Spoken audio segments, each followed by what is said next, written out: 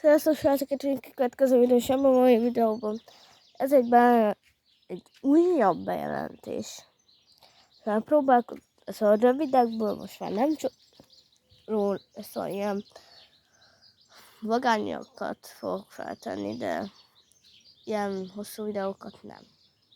Azért is akarok most ez az utolsó rövid videó, amit ilyet csinálok.